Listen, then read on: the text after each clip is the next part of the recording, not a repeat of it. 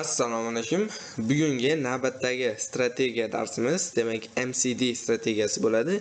Bu nima degani? Bu Momentum Cross Divergence deb nomlanadi va aynan mana shu strategiyamizda biz RSI va RSI divergensiya va EMA ni qo'shishni, ya'ni Moving Average ni birgalikda aralashma qilib ishlatishni o'rganamiz.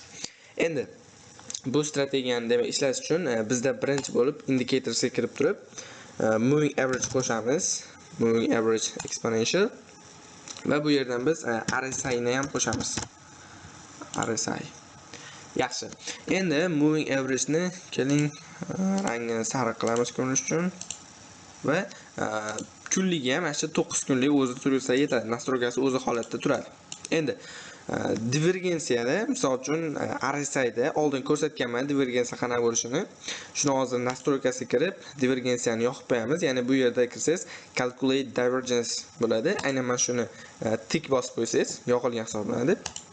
Xo'p, agarda bu divergensiyani yoqsangiz, sizga qanaqa holatda divergensiya bo'layotgani, narxni, trendini o'zgarayotganini ko'rsatib turadi va bear and bull degan shunaqa signal ham berib turadi. Endi odatda bu signalni o'zi bilan kirish bu noto'g'ri hisoblanadi, lekin aynan mana shu signalga biror bir strategiya, ya'ni biror bir tasdiq qo'shib turib kiradigan bo'lsangiz, bu sizga ko'proq ishonch beradi va ko'proq kirgan narxingiz, savdoyingiz ko'proq o'xshashga olib keladi. Shu holatda bo'ladi. Endi biz birinchi bo'lib qiladigan ishimiz, topadigan narsamiz, demak, bizga bear emas, bull signal kerak, ya'ni narxni tepaga buy signal kerak. Shuni qidiramiz. E'tibor bersangiz, bu yerda bull deb yozib qo'ygan. Hop, birinchi shartimiz shu bull signal topish RSI divergensiyadan. Hop, endi mana shu divergensiyani bu yerga narxga o'tkazamiz.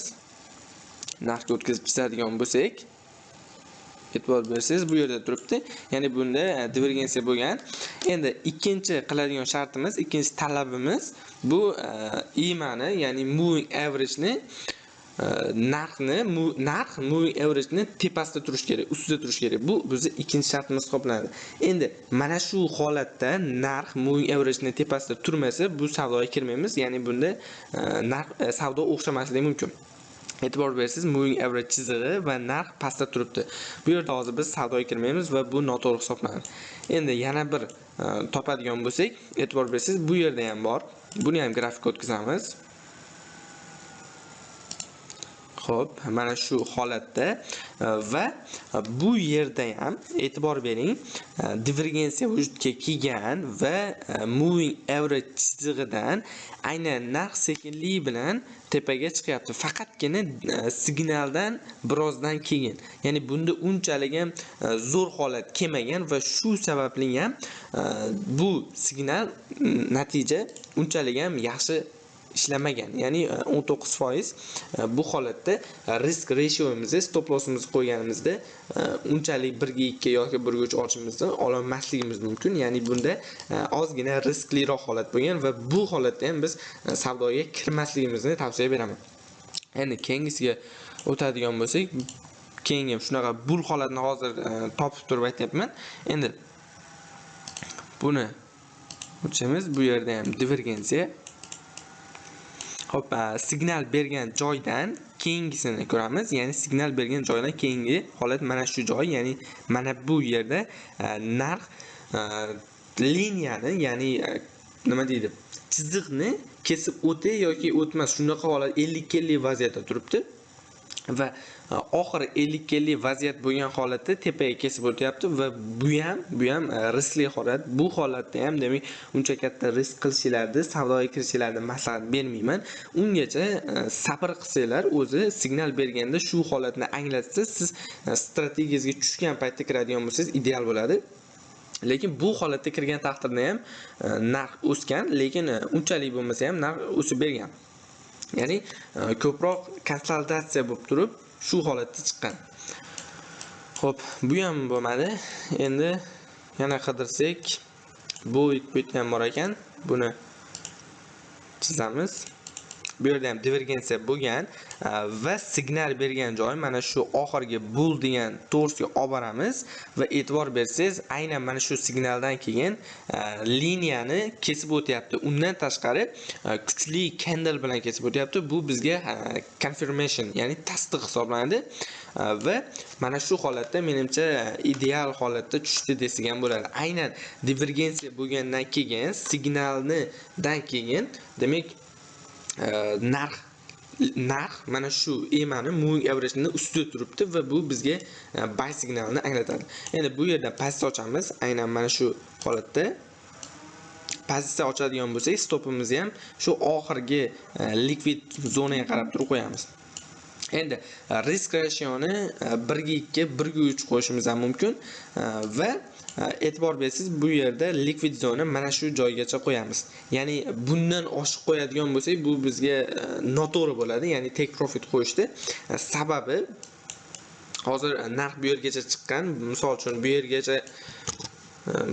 bu yergacha chiqibdi, shu yerga ham qo'yish mumkinmidi degan holat bo'lishi mumkin. Yo'q, biz mana shu holatda eng borida maksimali mana shu holatda qo'yganimizda menimcha to'g'ri bo'lardi. Sababi aynan shu liquid to'plangan joy ham xuddi shu hisoblanadi. Endi bundan bu yog'iga qo'yish bu endi stokni o'zini fundamental holatida narxni tepaga chiqqani hisoblanadi.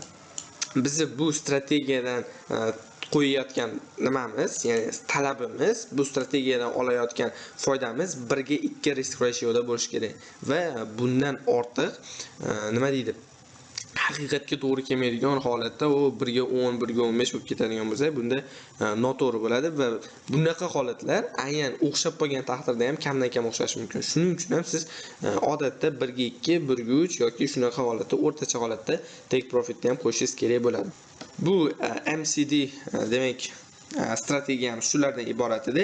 Aynan bu strategiyani demak siz o'zingiz sinab ko'ring. Demoda endi bitta narsani aytishim kerak. Oldingi strategiyani ham ko'rsatdim va bu strategiyalar texnik tahlilda, ya'ni qachonki siz o'zingiz biror bir aksiyani fundamental tahlil qilib turib, uni holatini tekshirgan holatda siz watch listingizda kuzatib borasiz ana shu aksiyani va shu holatga strategiyalaringizga hisob ko'rasiz. Qaysi strategiya tushadigan bo'lsa, ana shu holatda siz savdoga kirishingiz mumkin. Ya'ni siz u holatda kuzatib turishingiz kerak bo'ladi va divergensiya beradigan bo'lsa, signal beradigan bo'lsa, siz shu holatni kuzating, trendni yuqorisidami, ya'ni tepaga ketyaptimi va bunda ikkita o'xshash indikator, ya'ni ikkita trendni o'zgaruvchi indikator bir-biri bilan birlashtirilgan holda shu trendni demak tepaga ketishiga signal beradigan bo'lsa, bu sal ishonchliroqligini, ya'ni ko'proq tasdiqni anglatadi. Xo'p, yolg'on signallar ham bo'lishi mumkin. Aynan shu yolg'on signallardan siz qochishingiz kerak. Bunda o'zingizga yana bir sabablarni qidirishingiz mumkin. Ya'ni volume yoki boshqa bir shunaqa holatda ko'rishingiz mumkin. Bozorda 100% lik strategiya yo'q, lekin shu qilayotgan tahlilingizdan, o'zingiz ustunligingizdan to'g'ri foydalansangiz, siz 70-80% shu o'zingiz holatingizda foyda bilan demak chiqasiz. Xo'p, bugungi strategiyamiz shulardan iborat edi. Keyingi darslarda ko'rishguncha sog' bo'linglar, omon bo'linglar.